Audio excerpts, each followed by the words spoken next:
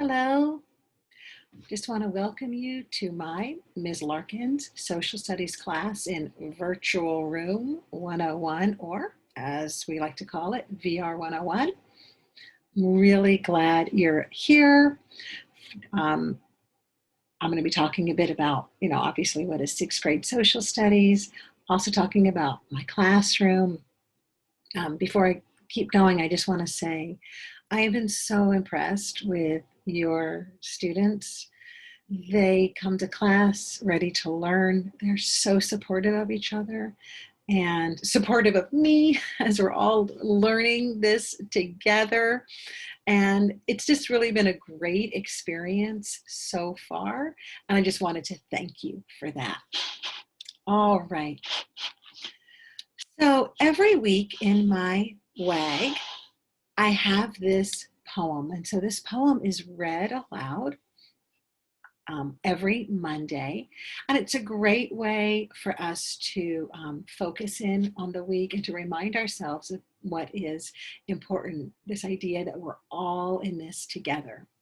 And this is called In Lakesh, You Are My Other Me by Luis Valdez from the ancient Mayans. Si te amo y respeto, if I love and respect you, me amo y respeto yo. I love and respect myself. A really big part of VR 101 is class jobs. I've been doing class jobs for a couple of years now, and I have been amazed at how students really step up and take on these responsibilities. They really help me co-create our classroom, because I do consider it our classroom. And they've just made it so much more enriching. So students have been signing up for class jobs for whatever suits them, or maybe they're trying to challenge themselves.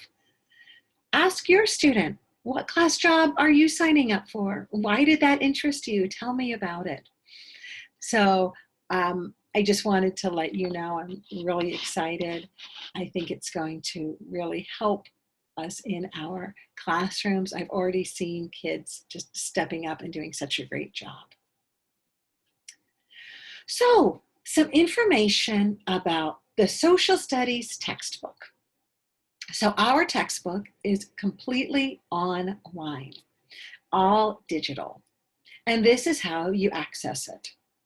So the first step is when your student logs on to Schoology, they will see on the material in the materials area this link, the link to the online textbook, World History, Great Civilizations. And all they have to do is just click on that link. I've also included that link in every single social studies WAG. So they have a couple of ways that they can get to it. Once they click that link, they're going to get an option. There's about 6 different tiles, but this tile here, the English e-edition, that's the one that they're going to want to click on. And then third step, they're going to see this. This is essentially sort of a look, an overview of the entire textbook, of all the units, and sort of how it is broken down. And this is just really helpful to get an overview. I want to point out up here in the top left corner, there are these 3 lines. When your student clicks on those 3 lines, it'll take them to the table of contents. And this can be one of the best sources. So here, this is what it looks like when they click on those. It's actually 4 lines. Here's the entire table of contents. And do you see these little down arrows? So if we're in unit, if I say, hey, look at unit 1, section 2, when they click on that, it will take them right there. And then they can just choose the one and it'll take them right to that section. So it's really easy to navigate. Also want to point out a few other features of the textbook. So whenever your student sees this icon, it's a speaker icon, and they click it, that means the text will be read to them. And by this text, so on this page where it says Origins of Cultures and Civilizations, that text will be read to them. If you look over here on this side where it says National Geographic, here we see that icon again and they click that. That means this entire text will be read to them. So they have the opportunity to hear the text as well as read the text. I also wanted to point out that our textbook, one of the amazing things about it is that it is through National Geographic. And what that means is the resources are amazing, especially the photographs. This is a photograph that we are going to take some time to look at, to really think about who this person is, where they are, what matters to them, what is their culture. We look at what they're wearing and what they're holding and the fact that where they're standing. So there's a lot that this photograph tells us, and we see this throughout the entire book. It is just filled with beautiful, rich photographs. Another icon that you'll see is this here, little play icon. That just means there's a short film to watch, a short video. Some are longer than others. So here is embedded within the textbook a short video.